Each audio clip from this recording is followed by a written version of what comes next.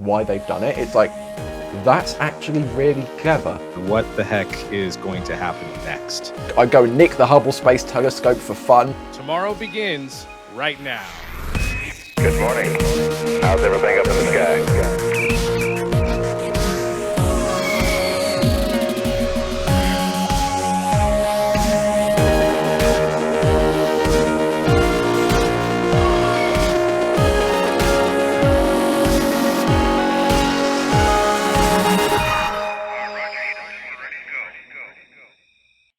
Hello, everybody. Welcome to Tomorrow. My name is Space Mike, and we have a lot of breaking news to talk about that has happened over this past week. I am joined today by Jared Head, Dutta, and Ryan Caton to talk about the latest news that broke yesterday. And boy, this one is quite a doozy.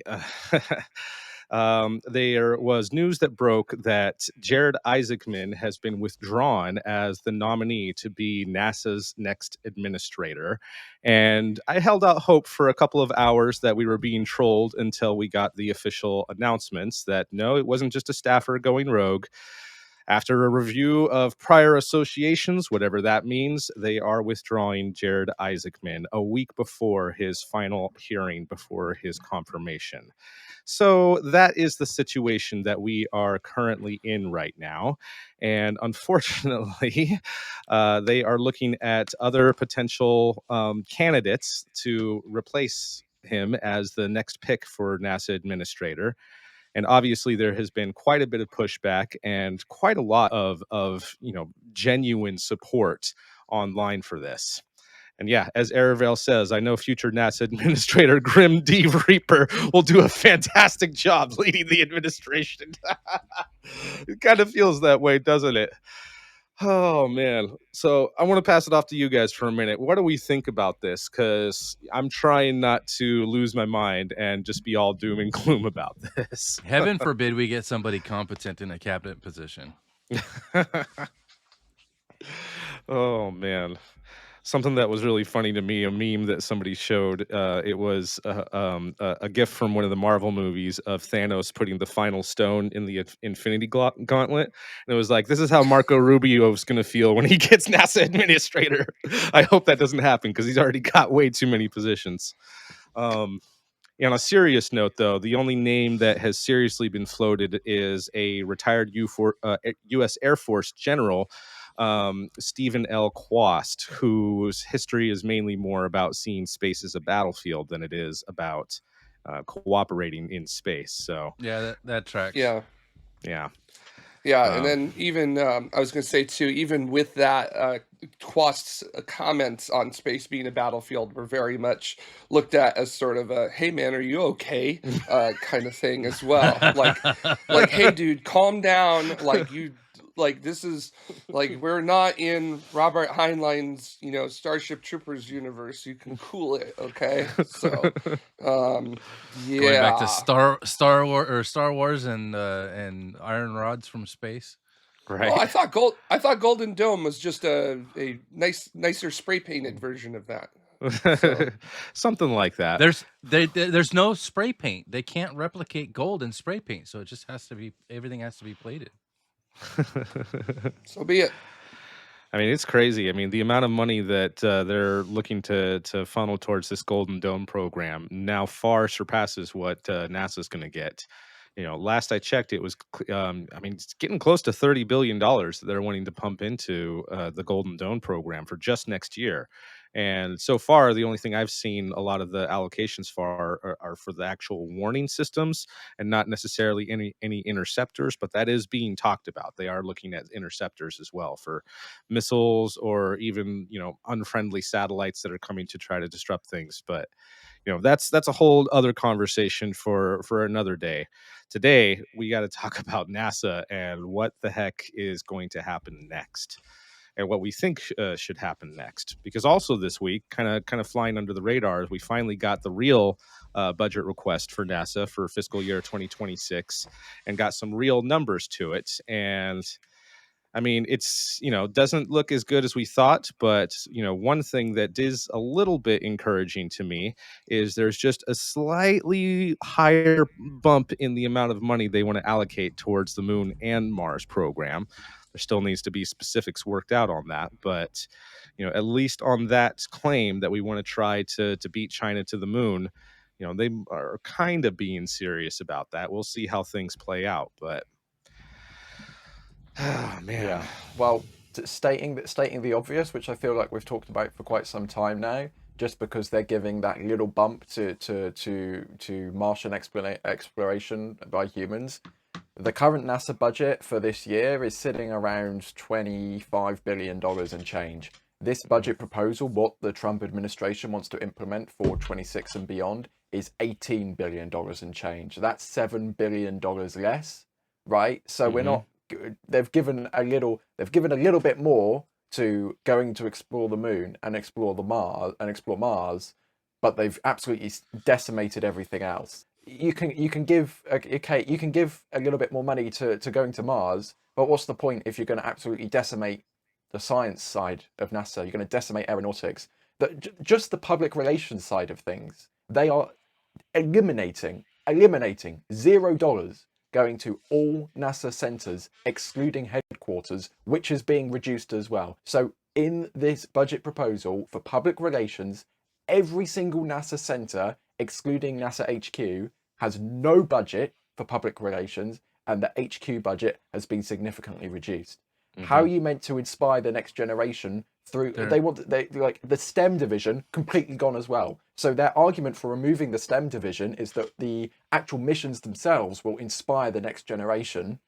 Okay, but how are the next generation going to know about your missions if you're going to also eliminate the public relations department that publicizes so well what NASA does?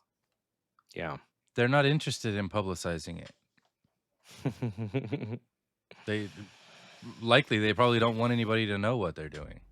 And if you don't have PR, then you can't. Then nobody knows. Massimo, we all know it was actually inspiring people. And I mean, I do like the idea of, as long as we can actually do cool missions, that would actually be the thing that inspires people. But, I agree with you, Ryan, that the outreach is still important. But yeah, we're going to have to see how things play out. And I do like what some of the people in the chat room are saying about how, if the Senate doesn't like, whoever the next pick might be, Janet Petro might be the interim NASA administrator for quite some time, and they'll just have to keep proceeding as planned until something new comes around. Yeah, and you have to remember too that deciding who an administrator is going to be is not a fast process. This is not something that you determine overnight. This takes quite a while, and whoever this next administrator is going to be, if this upcoming choice, whenever that choice may be made, if it's ever made, will come in at a time period where they may have a month to weeks to figure out a budget, lest we have to deal with a continuing resolution again. And then, that's a whole other beast in and of itself, if an administrator is having to basically justify line item after line item. So whoever is going to become administrator, one, this is not a job that I envy. If Isaacman had been approved this week, it would have at least given him enough time to figure out everything. But so it goes in politics. Politics being politics. Guess we're just gonna have to see what happens, and not great. There's two potential scenarios that I see here, at least when it comes to Jared Isaacman. You know, a lot of the Trump supporters like to say that he plays 5D chess. I don't always buy that, but there is often times where, at least in his business deals, he asks for something absolutely ridiculous, like say, you know, half price off or something like that, and all he was really looking for was a third of the price off, and gets them to meet him halfway where he originally wanted it to be anyway. So this might even be some sort of thing on Jared to be just like, fine, if you're not going to play ball and do what we want you to, we'll just rescind it. And maybe this whole withdrawal could also be rescinded again, especially after the massive amount of support that we're seeing online for Jared. That's a possibility, not a very They're going likely to one, but a withdraw the possibility. withdrawal. Yeah, withdrawal of the withdrawal. Never mind, I everybody. mean, Never how can you mind. get any more crazier than that? I mean, that would just be ridiculous at that It point, would be. Like, It would if be. I don't know what's going on behind closed doors, but if I was nominated to be the next NASA administrator, it was withdrawn, and then the withdrawal was withdrawn, I would want to be a million miles away from that situation. I'd go back home. I'd give SpaceX Yep. another few $1 billion. Yep. I'd go up 100%. and do I'd go nick the Hubble Space Telescope for fun, because why Yep. not? Let's service it, bring it to the Smithsonian, and then, you know Yep. what? First Starship mission, Polaris 3, I'd go and land on the moon before anyone else bloody can. Why the hell not at this point? And that's the Yeah, other. I would Yeah, just spend that money to show up the U.S. government as much as possible at this point. Like, oh, you want to play petty? Watch this. So I'm gonna go grab Hubble and I'm gonna go do whatever I want with it. Have fun. Have fun with you. I'm gonna have fun with your telescope. That's the I'm gonna other point bright it at side. I'm gonna point it at the Earth. So there. Ah. Oh, no, no. But that is the other bright side of all this, is that the Polaris program is back on once all of this gets finished up and he's able to continue with that. So yeah, we could see that Hubble servicing mission in the coming years if he's still down to do that, which I'm pretty sure that he is.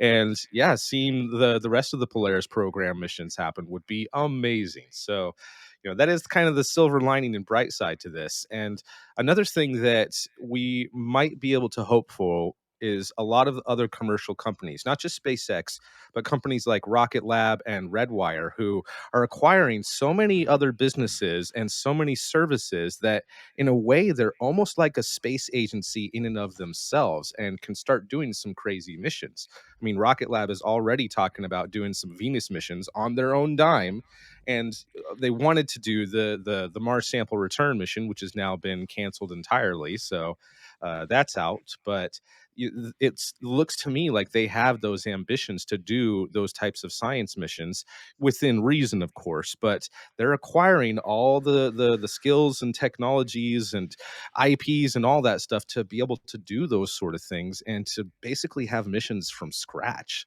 So I am hopeful that companies like Rocket Lab and Redwire and even Sierra Space might be able to take over a little bit for a lot of the science probes that is mostly what's on the chopping block right now.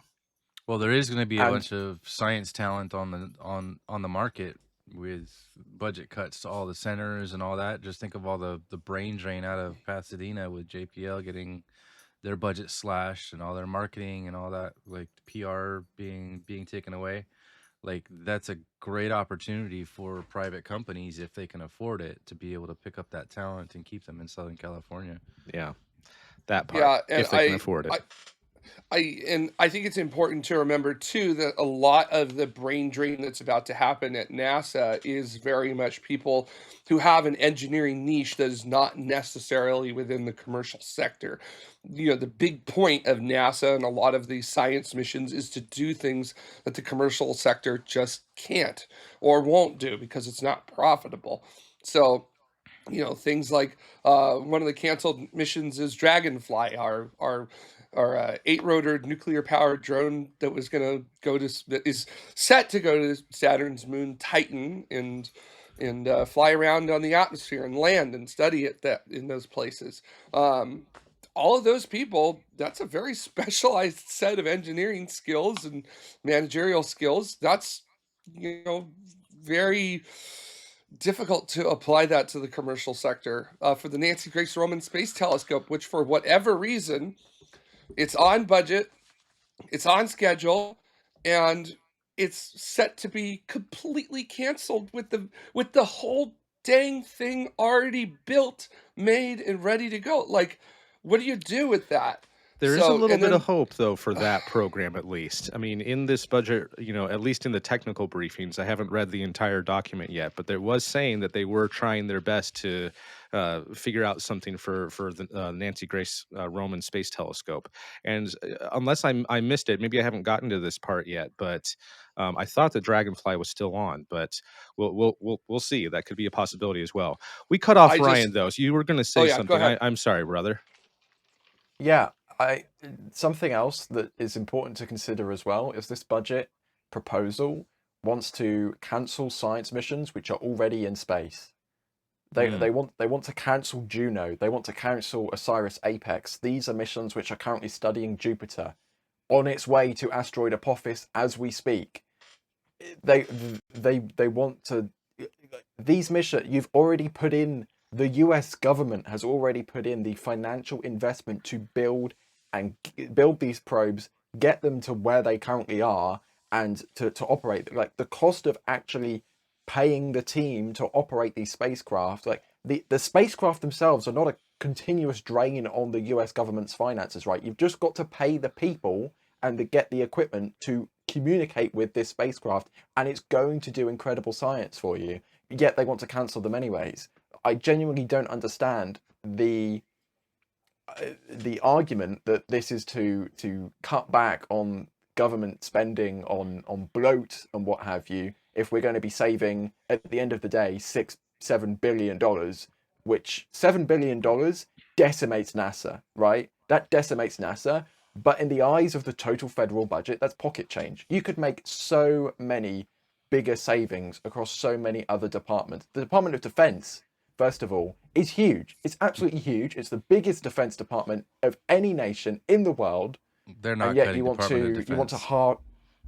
I know, but it's like, why would you want such a sizable chunk of NASA's budget to suffer in return for minor budgetary reductions on a total federal scale? It just doesn't make any sense to me. It doesn't make any sense to me whatsoever. They don't see the advantage in scientific literacy. I do like this idea from Massimo, though. Maybe this will start a new era of commercial science missions instead of really expensive one-offs every decade or so. The profit coming from selling access to those. Maybe, probably not, but maybe. I don't see a market for that. There's no money in it. So name one person, one company, one entity that's going to be putting a significant amount of money into doing scientific research for the sake of scientific research. So no. So first of all, you just absolutely cannot. That is a very bad idea. Because scientific research should be as unbiased as possible, and when you throw money into things, when you start to ask commercial entities for purchasing and being able to do things like that, you are essentially saying, please include your biases in this, because I need to make sure that I get the results I need out of this, not what you need to do. Good point. It's unfathomable and unethical with how science is supposed to be properly done. And the idea of this is mine, you must buy this from me if you would like to have this, is unfathomable in the whole world of science. Well, to be fair, a lot of scientific papers are behind paywalls, so you can't see them unless you pay anyway, which a lot of people have issue with. Yeah, and a lot of us do, and there are people like myself who will absolutely break stuff out of a paywall, and piracy in this age can only make everyone smarter, right? So and a lot of the paywall stuff, a lot of the paywalling does have to deal with the delivery of the mass delivery of these papers to a scientific group as a whole. So typically when you are in a specific type of science, you're going to be in an actual group like an association or something like that, like the American Botanical Society or something, and you're going to end up paying them to be able to have an area where all of these papers can come together and be stored so that you can have rapid access to them. And it's like that's what you get for your paywall, is sort of that congregation, that bringing together of everything, and then the ability to rapidly access it, and the ability to essentially not have to individually ask every single author on that paper to actually use the paper in your studies, and cite that paper in your studies. You just automatically granted the access to that, which is like not the best way to go about it, but it's one way that then groups are also able to develop grants that you can send out to purchase things, or to purchase, materials and other stuff for your studies. So paywalling sucks, and I don't like it. It's a way to generate money that then allows you to actually do research, and that money is handed to you, and it's not said, hey, find this specific result. That money is handed to you and it says, hey, go get some results. So yeah, it's a real catch-22 with paywalls and things like that. But in the outright case of saying, hey, everybody, we're gonna take, I think Massimo, who kind of talked about the idea, said, why don't you take, what was it? I'm sorry, I'm having to jump through this. Do you think access to the James Webb Space Telescope could be sold as an example? Hey, everybody, who wants some access to Webb? Put it in the bank. Put it in the bank. Yeah, they can't. Science, get your hot science here. No, nobody's gonna want to do that. So and we already kind of limit your ability to do that anyhow by having to compete for time on there. Like, you already have to make yourself worthy enough to do that. So if you're going to be purchasing time on the Webb telescope, it's no longer going to go to the ideas that seem to be best utilizing Webb. It's going to go to whatever group has the most money to use Webb. And that doesn't mean that the best ideas are going to win in the end of the day. That means that the richest groups or institutions or those with the deepest pockets are going to win. And in science, that's just not how that works. That's the same way we elect politicians, is the ones that sell their ideas the best, not the ones with the best ideas. And I mean, since it was paid for by taxpayer money, we would need to get our dividends back. Like, I need my 17 cents back that was contributed to James Webb, or however much, you know what I mean? And I also want to say this too, which is how many commercial companies have built a James Webb Space Telescope. Right.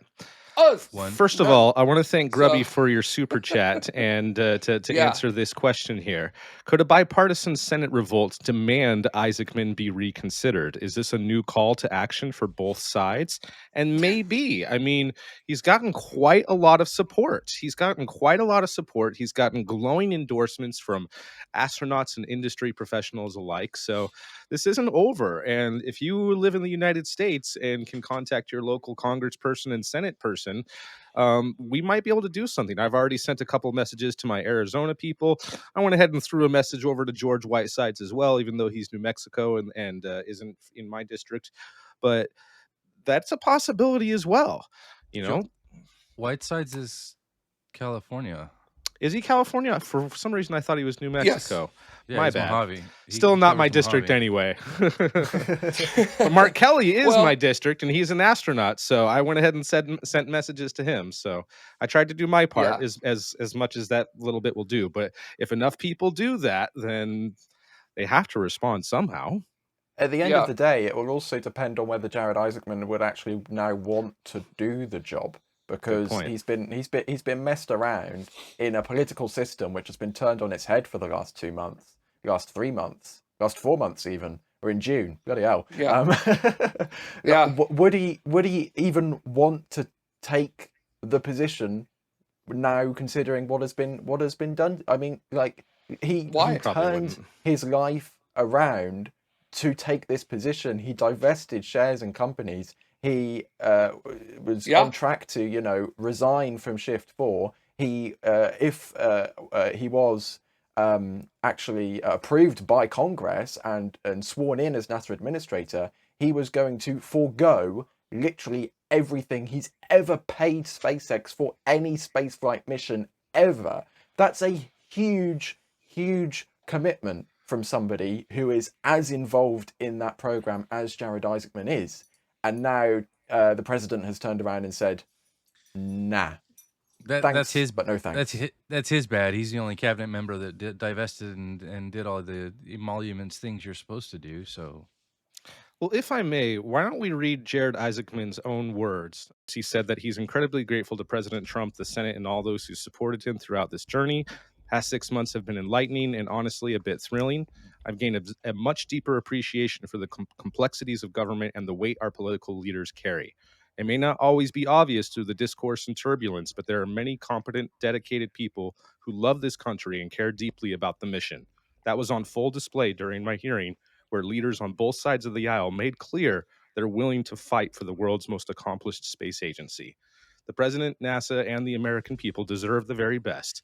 An administrator ready to reorganize, rebuild, and rally the best and brightest minds to deliver the world-challenging headlines NASA was built to create. I have not flown my last mission, whatever form that may ultimately take, but I remain incredibly optimistic that humanity's greatest spacefaring days lie ahead.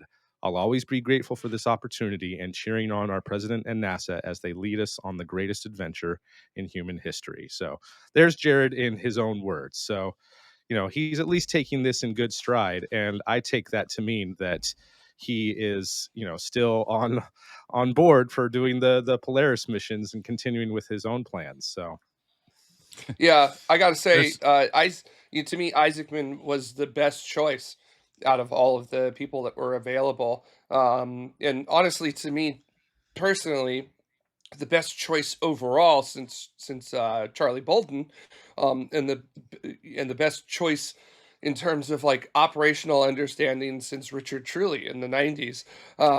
So losing him, that's yeah. That was a very nice post by him, and it was a very high road kind of post, but diplomatic and all that. yeah, there was a bit of coded messages in there. yeah. It's okay. We all caught that. I'm not sure the people who made these kinds of decisions caught that, because higher thinking and all. But man, he is. I feel somebody in the chat room said that this may actually be good because he's no longer going to be restricted by government. Because oh yeah, here we go. It's NRJ here. He might have been very good as administrator, but he might do more on the outside because passion wins. And if there's anything we know that Isaacman has, is that he's got the passion, right? Dude's bought several flights, basically funded the research to do the first commercial spacewalk, right? Like, I'm sure that obviously SpaceX put money into those EVA suits, but I mean, come on, Isaacman had to have also been a good source of funding for those EVA suits as well. Mm-hmm. Like, seriously, and then he wanted to do Hubble on his own dime. He was willing to go up there. Submitted a real study and everything. This isn't just some harebrained idea like what we have. I will buy the mission. I will risk my neck personally to go out there and do that. So I don't know. It might be. He might end up doing something on the outside that actually ends up making NASA step up their game or something. So I don't know. I mean, also a lot of this is can I find some sort of positive spin on this, because it really, as someone coming from the science side, no, this is ouch. So, because he was at least willing to stick his neck out for science, which was something that he was publicly on the record with, which is that he said, I had nothing to do with this proposed budget that came out, but I feel that science is very important and that needs to be looked at. So. And I don't know about you guys, but that to me seems like the real problem that the Trump administration was having with him, that he already had publicly opposed their ideas. I hope that this isn't the quote just political. From the president after a thorough review of prior associations What they would have reviewed those associations months ago. Yes. Jared Isaacman has donated to the Democratic Party before, but so has President Trump. So Yeah. has Robert F. Kennedy. So has so many other people in that administration. Yeah. They would have looked at that months ago. I think I am 99.9% sure that reason is just a cover story to say you don't agree 100% with where the Trump administration is going, therefore you are out. Jared Isaacman is not going to be a yes man. He publicly stated he doesn't agree with science cuts, right? He said in his confirmation hearing, we will do more science, we will do more probes. That is not where the Trump administration wants to go, and therefore, because of that misalignment, I think there is a pretty good chance that is the real reason why this breakup has taken place. Mm-hmm. Yeah, I agree with that. Well, I want to throw this then to the audience and get your guys' thoughts. What do you think about this? Who do you think might be a good candidate for the next NASA administrator? And in the meantime, we're all just going to kind of have to wait and see what happens for the coming days and coming months with what happens with NASA. So I'm sure that there will be lots of updates and things that will come up that we will have plenty to talk about, and as those developments come forward. So for now, though, Can I leave a comment. propose, Let us know what you Rogozin? think about this. What was that, Ryan? Can I propose Dmitry Rogozin for NASA administrator? Oh No, my absolutely goodness. not. Dmitry Rogozin, what's wrong with you? Oh my gosh, that guy. He's going to I ask will for just $20 say- billion for trampolines. Yeah. I will just say, though, on a serious note, I do agree with the comment that came through earlier that Jared might be able to do more things outside of NASA than he would have been able to do inside of NASA. Yeah. However, on the contrary to that, I think there is a fear amongst the community right now that even though he might have not been able to do as much as he could have done inside of NASA, having him inside of NASA would have been some kind of protective barrier against what the Trump administration wants to do. Jared is now twitching above me, so maybe he disagrees, I'm not sure. But perhaps that was kind of the consensus feeling amongst the community. Yeah, no. So basically, as someone very deep in the NASA community, I can assure you that Isaacman was not exactly liked because of associations and where money was placed and things like that. But also, Isaacman was very much looked at as, of the group of people that could become NASA administrator, he would be the best to work with it, because this is a guy who has flown. This is a guy who understands the science behind things. This is a guy that doesn't need to really be given a rundown as to how things work. This guy understands it. I guess the big question marks were always, this is a guy who is a billionaire customer to another billionaire who is a big contractor. How do we know that, like, contracts won't get swayed and other things like that? But it's looking like we're never going to find out answers to those questions now, simply because loyalty. Yeah. It'll be in the book 15 years from now when everyone's already moved on. Yeah, we'll just have, yeah, this is yeah, we'll have to see. Speaking of moving on, we could speculate about this all day for the rest of the show. Yeah. So, Flight 9 of Starship that happened, and man, I don't know, for those of you who were able to join us, me and Jared were able to do a watch party live stream for that. Hopefully some of you guys also caught some of NASA spaceflight coverage, and of course SpaceX's coverage itself. But first of all, props to Ryan for your excellent weatherman coverage. I think that you have a bright future ahead of you with that. I actually really did enjoy it. I think you did an excellent job. But yeah, Flight 9 of Starship. And yeah, did you mean Flight 3 Part 2? Something like that. So there's a principle in model sequel. rocket. There's a principle in model rocketry that whatever destroys your rocket, you have to redo. Yeah, something like that. Something Ouch. like that. Ouch, Dutta. I heard Throwing the shade already. I Sheesh. heard the bold text in model rocketry there. So Yeah, I've got a J999 with my name on it at some point in the future. So, with this being the largest, in your terms, model rocket in the world, which class would this be? Would this be like quadruple Z class or something like that? I don't know where to put this on the Ooh, scale, since it's the that's a biggest good one. question. Does anybody have the total impulse of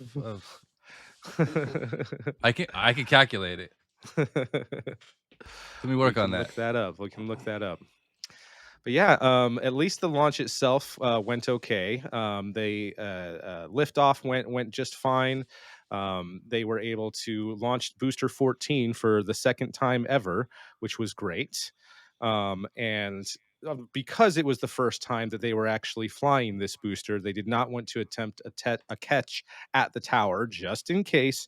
No need to destroy all that infrastructure. So it did a planned, or tried to do a planned splashdown in the Gulf, but it appeared that something went wrong at some point and they lost contact with it. It seems like it exploded before it, right as it was doing its landing burn, before it hit the water.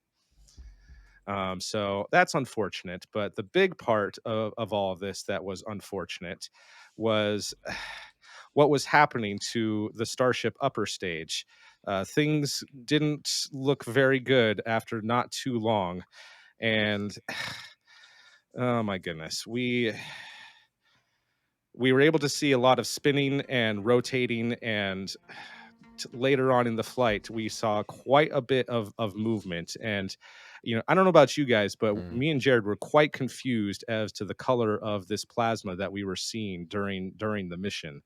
And unfortunately, things just did not go well. They were not able to perform any of the on-orbit tests for that they were planning for with Starship. But at least it did get to SECO. At least it did get to second engine cutoff. But the door didn't open up all the way to deploy the simulated Starlink satellites. They weren't able to do the engine relight that they had hoped to do. So those tests are still pending. Mm-hmm. And will need to be accomplished in the future, and hoping that the next flight will be able to accomplish those goals for it. However, I want to go back to another one, because there was a couple of highlight videos that SpaceX was able to play. Go ahead and bring it back to us for a minute while I pull this up. My apologies. I should have had this up already for you guys. I've seen some videos coming out lately that have been talking about the new views that we've been able to see at hot staging, and specifically the interior views showing venting almost immediately occurring. So I wonder if anybody might have any thoughts on that, and kind of, because something was obviously venting from the vehicle and was causing it to have that longitudinal drift, or that extra yaw that eventually caused it to lose attitude control and basically just cost a lot of the major test milestones of the mission. So yeah, absolutely. Yeah, well, we do expect the venting of carbon dioxide. That's the fire suppression system that's used, because why use less engines when you can just cover them with carbon dioxide, right? But yeah, the venting is specific to the actual views from the engine area of Starship itself, and then it is venting that is appearing after ignition and separation, and it's occurring along the edges. So you could see up at the 11 o'clock area right there, that venting that's occurring right there. A lot of people are pointing to that. So I was wondering, is that the suppression system, or is that something? That may be part of the liquid oxygen dump system. Gotcha. We also see it on this side as well. Yeah, because as soon as second engine cutoff occurs, though one of them the only one we can see starts glowing. So that's interesting, and there is a possibility that vent, or a number of those vents, seized up around second engine cutoff, which is then when we saw the vehicle kind of start to tumble, start to lose attitude control, because the reaction control system of Starship is, of course, they're cold gas thrusters. They use the gas out of those propellant tanks. So if you are venting those propellant tanks to the degree where you are losing pressure, you no longer have anything to use for your reaction control system, right? So you lose attitude control, and you, of course, then can't relight your engines because you're venting your fuel. Yeah. So I do have an answer. If an A motor is a 2.5 Newton second impulse class, B is 5, C is 10, D is 20, etc. Starship Flight 9 would be an AG, following the Excel moniker of after Z, you start with AA. Got it. Yeehaw. I do just have to say, though, I love this particular footage. This is so beautiful and such a like modern version of the shots that we got during the Apollo program, and seeing the booster be able to light its engines and pull away. I mean, I just love this shot, and I hope that we keep Yeah. getting more of these in the future. The So best beautiful. part is that SpaceX didn't have to like jettison a little camera pod with film in it like 3 seconds after stage separation either. They Right. just downlink this via Starlink, right? So they didn't have to Right. go out and search for a film canister that's been disposed into the ocean somewhere a few months later. They can literally this is probably could have been shown live if they so wanted to. It's pretty Yeah. interesting, the wiggle that they put on the 3 center engines. Yeah. They're Yeah, first and pushing out and then come straight back. ahead, and then they go out and they come back. Yeah, and if I was looking at that correctly too, with the position that the center engines are in, they're basically like sitting right there. There's like very little of a gap, if any. Just about. So it looks like the vacuum engines light, and then the center engines gimbal in and light once they're together. So there's a slight stagger there in order to make sure that the flow coming out of the engines, out of the nozzles, doesn't, I guess, overpressure or anything like that. So still allows them to be able to pull away with thrust. Yeah, and you're right, Mike. It is that classic Apollo 4 shot of the of stage 1 separating and falling away, and the side in the skirt separating and then finally popping off. So cool. 4 or 6? What? I thought that was Apollo 6. Oh, I thought it was Apollo 4 because I believe the one. I thought it was 4 as well. Recovered. The shot, though, that lives rent-free So- in my mind is the one that they recreated for the Apollo 13 movie. But we're talking about the same event in flight for the Saturn V rocket. So just a beautiful shot, and that's the modern version of it. I love it. And we finally got the speech from Elon talking about all their different updates and planned upgrades. I love that they are planning on no longer throwing away the hot stage ring and instead having integrated interstage. And this new system that did work, that they tested out for the first time on Flight 9, of having just a couple of those gaps covered up so that the booster would actually push away the direction that they want it to, instead of having to use up more nitrogen to do, whatever flip maneuver they need to do of whatever direction it gets pushed in. So I love that. And I'm glad that that's not going to be the one piece of this system that they're not going to be reused once they get to the point of completely successful missions. I do have to say, when we first saw that hot staging ring on top of the booster in the Mega Bay with that area welded off, it was a very nobody was really sure why on earth they would weld off and cover those sections, those vent sections, right? Because surely you want the propellant, you want the exhaust rather, to get away from the vehicle. But then when SpaceX did their update and they said we've blocked off this area so the booster flips in a controlled direction, it's like, oh, that makes a lot of sense, and that's really ingenious. Well done, SpaceX. It's just one of those things that doesn't seem obvious at first, but once SpaceX actually announces why they've done it, it's like, that's actually really clever. And of course, seeing actual proper integrated hot stage hardware at the talk was also fantastic, because we've known they want to integrate this for some time. So for the last, since Flight 2, it's been a bodge, basically. It's another ring they've just sandwiched between the booster and the ship. Now it's actually, we've seen hardware that's actually integrated into a booster dome. It looks so N1-like. It has Soviet vibes. It's just, I love this piece of hardware, and I can't wait to see it fly. Absolutely. Me too. the smart ass in me is also like, it's got reliability like the N1. It's got, I know test vehicle, but like just the smart ass engineer in my head was just like, look at that. So Hey, it would have been. Did It would have the been. N1 ever It get would to have been if the Seco? chief engineer hadn't died. yeah. Look, I've blown up plenty of rockets of my own too, so I understand it's hard. So, But yeah, I love it. And the crazy thing is they're hoping, they're having ambitions, and obviously we've all been dealing with Elon time for some time. I personally think it's better to set those ambitious goals and do your best, even if it slips a little bit. But they're hoping to do the propellant transfer, as soon as possible by the end of this year or early next year, and keep on going with more missions and start flying the Raptor 3 engines as soon as possible. So I'm very encouraged and hope that things continue to get back on track. I hope that Flight 10 finishes off some of these test milestones that they've been hoping to accomplish for a while, and we can start getting those orbital flights. But I would much 100%. rather see tests actually going off and failing and figuring out what they need to change instead of studying it for years and years and years and years before we finally get a flight. So Yeah. Just a I technical nerdy thing. John Manderson says, with the GPU power Elon has at his disposal, it's stupid SpaceX has not done enough simulations of launches to spot the problems. Dassault Systems has insane simulations, realistic simulations of detail that will blow your mind. CATIA is the #1 CAD in aerospace.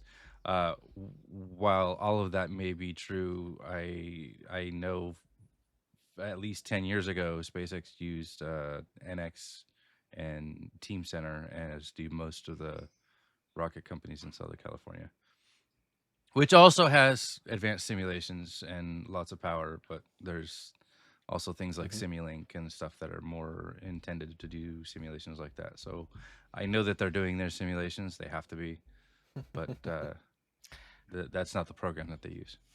And I mean, just as a noob amateur and not an engineer, I've been of the belief that you can, simulate things to death and hope to, accommodate for every single thing, but there's still going to be factors that you just aren't going to be aware of until you actually fly for the first time. So, well, your simulation is only as good as the data you give it. So if you make it as complex as real life, you can get really damn close.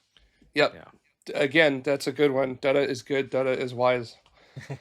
Right, put that one on a shirt.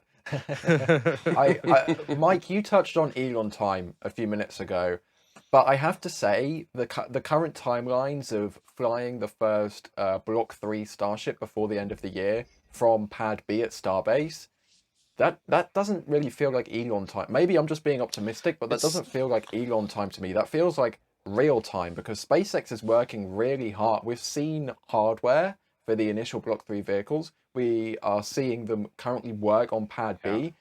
I would not be surprised if we get the first, maybe, Berger's Law, this is a Q4 2025, it ends up being Q1 2026.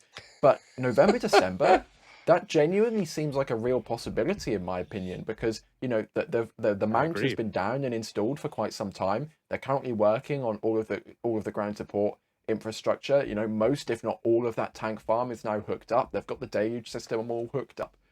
I genuinely don't really see a reason why the end of this year would not be possible with the current work rate they're doing, and I'm really excited to see if they'll actually manage to pull that off. Because if they can, and we don't get a Flight 1 repeat and a Flight 7 repeat, that would be pretty sweet.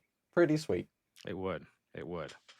And if they can accomplish those goals and get things to orbit, I don't see any reason why they shouldn't be able to accomplish the propellant transfer demo sometime next year, and keep moving on and keep up with the pace of their aggressive schedule. So, I'm right there with you, Ryan. I'm very hopeful, and even if there are delays, we're talking about hopefully only a couple of weeks, or a month or two at most. Yeah. And I Elon said on Twitter as well that they want to ramp up the next cadence for the next 3 flights from 3 weeks from the current turnaround time, which is like 6 to 8 weeks, to 3 to 4 weeks. Like, we could be seeing another Starship flight before the end of the month. Like, how you guys, like, this is hype, guys. Like, come on, we're about to see 3 Starship flights in the next 3 months. It's going to be absolutely bonkers to see all of that. And but if they, maybe this is me just pushing it a little bit too far over the top, but if they get all of their attitude control problems fixed to the next flight, they can prove that Raptor in space relight. The flight after that could go to orbit, and then they could demonstrate a precise landing from orbit. Maybe, just maybe, in September on time, on that third flight, they could do the first attempted ship catch. Maybe I am just, induced in some sort of hype coma right now, but that is just Maybe a the little fact we could be 3 months bit. away from a potential. They nailed the booster catch on the first time. Maybe I'm just being optimistic, but we could be 3 months away from a ship catch, and that would be the first thing since the space shuttle on this scale to come back from orbit and land in a precise targeted area. Yeah. I'm just, come on, we can do it. We can do it. That's right. I just need something. I just need something following the Jared Isaacman news. Sorry. Yeah, we all need a little bit of happiness, and I feel like too that a lot of this, like we're going to increase the cadence and things like that, is essentially SpaceX saying, okay, we haven't had much success with version 2. Version 2 is not the end game, it's version 3. So let's get version 2 out. Let's just get this, not quick and dirty, but like we have a problem child. We might have a problem child here, so let's just get it out. Let's get to what we're actually going to be flying, and let's get that flying as soon as we can. And we're just going to fly out the rest of the version 2s that we have, simply because some data is better than no data, and who knows, we might get lucky and 1 or 2 of them will get through reentry, and that will finally give us the data. Because I feel like that's really the big one, right? Like they still haven't had a successful reentry with version 2, right? If I'm remembering things correctly. That's correct. And a lot of the data they've wanted to gather on these version 2 flights is specific towards how the tiles are going to work on reentry, and how to get the vehicle to survive reentry, and what if something were to go wrong with this group of tiles? What different types of tiles would work best for this? So that to me has been like that seems to be what the version 2 big test is: reentry, surviving it, and eventually deciding how is this heat shield really going to come together. And it just hasn't been able to do that yet. So that to me seems to be what the big Bottleneck obstacle in the road is at the moment. So it's Stan J in our yeah, that's true. It did re-enter merely in small pieces. So yeah, Everything comes back down. yeah. I like what Aravel said too, that he thinks that catching the ship will be easier than expected, but getting the weight of the heat shield down will be harder than expected. Probably right. Yes.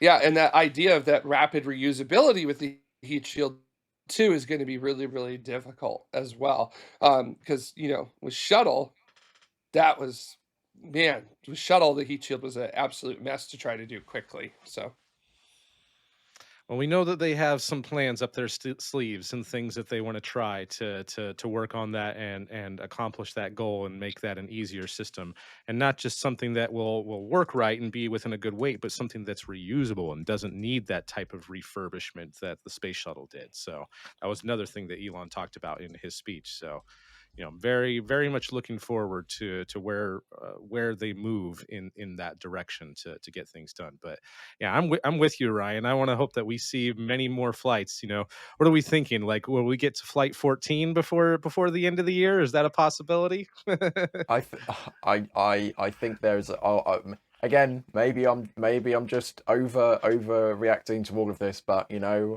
I'll be honest, 4 flights before the end of the year seems like a very lenient.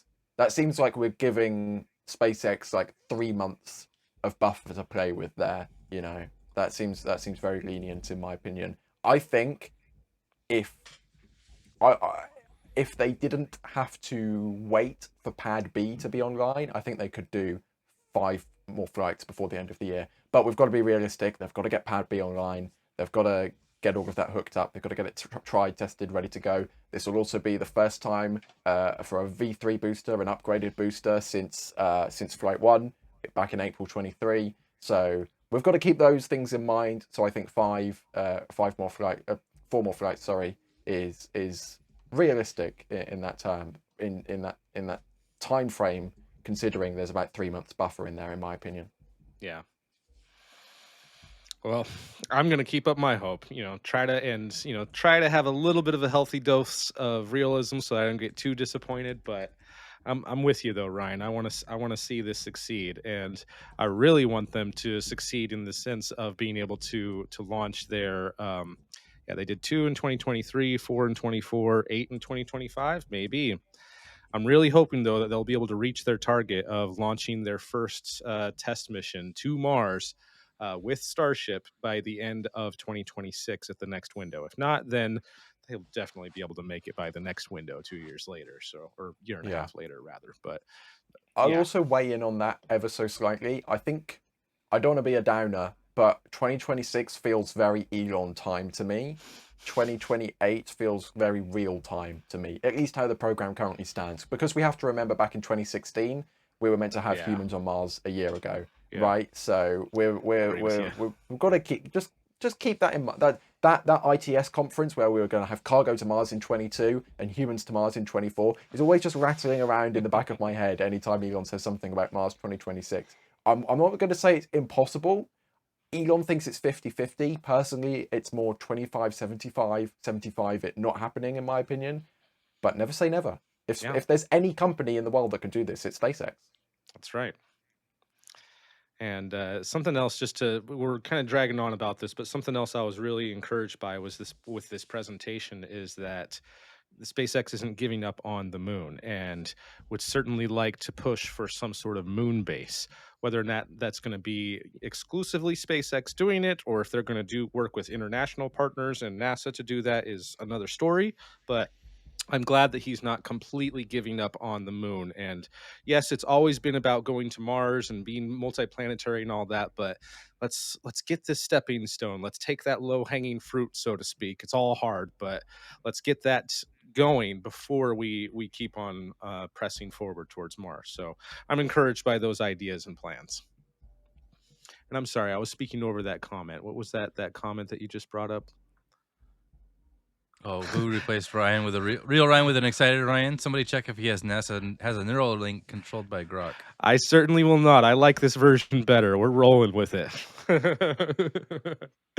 Thanks, Dave Avery, for 5 TMRO memberships. Thank you very much. Thank you very much. Well, I did just want to quickly mention just a couple of things real quickly. We don't have time to get into it very much, but Firefly Aerospace finally announced a name for their MLV rocket. They have decided to call it Eclipse, which is a interesting choice of name for their rocket. And I actually was saying this joke a little earlier while we were doing all of our sound tests and everything. It's either going to go one of two ways. They're either trying to say our rocket's going to do the best and we're going to he cut off. The man got Mike so far, or better eclipsed by everybody else. Mike, you got to do that again because you froze just as you got to the punchline. Oh man! So yeah, they're either going to eclipse everybody with their rocket and do better than everyone else, or everyone else is going to do better than them and they're going to get eclipsed and it could backfire on them. So I'm hoping for the best though, and hope that they will be their new Eclipse rocket, MLV Miranda engine powered rocket, will be able to do super well. So we'll see. In other news, guys, I'm going to have a space pod coming out this Tuesday to give us a refresher on iSpace's Hakuto R mission that is scheduled to do a landing this Saturday. So we'll do a little brief about all the payloads on board and what their objectives are for it. And they are planning to do a live stream of this. This will be June 6th. So if you would like to join us for a watch party this coming Saturday, June 6th for that, you will have that set up and you can join here and we can watch together and hope that everything goes well with it. So stay tuned for news on that. But that's kind of the big other thing that I'm looking forward to this next week.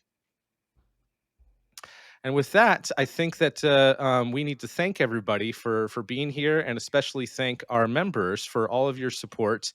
You can sign up to be a member of our community for as little as $1 a month.